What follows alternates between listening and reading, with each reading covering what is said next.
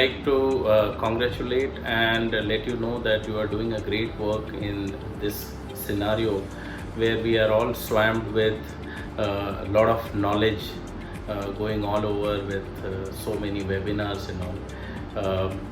I'm very happy that you have chosen a subject which is a bit outside of the doctrine which people have chosen to talk about. I'm very happy to be here on your platform. For us, there are two ways to look at this whole lockdown. The one is that it is also an opportunity to take a pause, step back, and recalibrate, re-evaluate our own individual lives before we move to the business. Past about 30-35 days have been a time which I have been personally able to spend on my own self. Just don't go on the looks. Of course, it's just not the spiritual side, but also catching up with a lot of technology which has come over in last about 7 to 10 years, which we did not get time to really understand and dwell in with deep interest.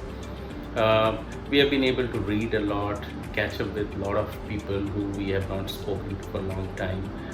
So this is what we are doing personally and with family here, catching up with a lot of interests. As far as the business is concerned, I think it would be futile to predict and project that what the new world order would be, because the key is that by almost every passing week the scenario would change. I do not want to paint a picture of how future will look, but I think the future will be for those companies, those enterprises who are able to contextually change themselves, not just how they work, but how they deal with their customers, what needs are they serving. Apart from the reading and catching up with everything that we had not done in last 7-10 years, I, along with two other colleagues of mine, one being ex and one currently there with Edelweiss, we started with help of KVN Foundation from Bangalore, which is co-founded by our good friends K. Ganesh, Jaggi Marwa and Venkat from Prestige. We were helped largely at the initial stage. We started Feed My Mumbai movement. I'm very happy to share that while Feed My Mumbai has reached out to more than 400,000 people in less than 23 days as of today, and in the meantime we also had opportunity to serve a lot of other people with different ways. The whole operations was looked after by a lot of volunteers, lot of friends came together, and we tried in a very small way to give back to the city by feeding the needy and the hungry and the laborers. The movement is going on well. We are very happy with the scale, and we urge to everybody to kindly contribute to Feed My Mumbai and Feed My City movement.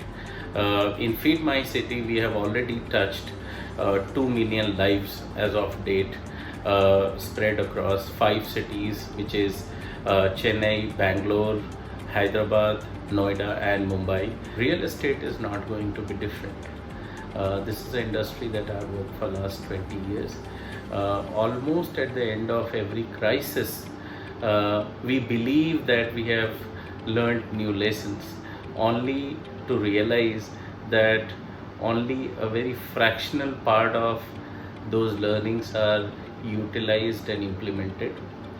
My belief is this time around we'll have to really change the landscape and not just the behavior of real estate. So a lot of things may change for the same real estate, while design may remain same with the new arising needs, but the way we sell, the way we finance, and the way we have managed as of now real estate companies is certainly bound to change with this kind of disruptive change in the world order.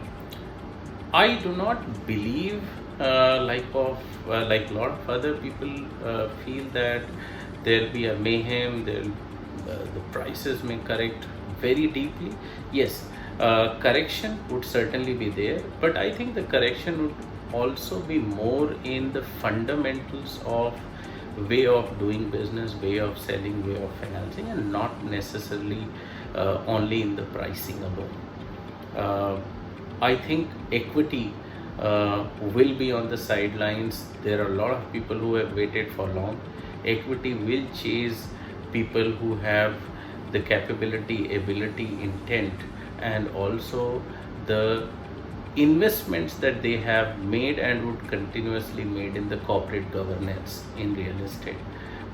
They are certainly going to get benefited from this.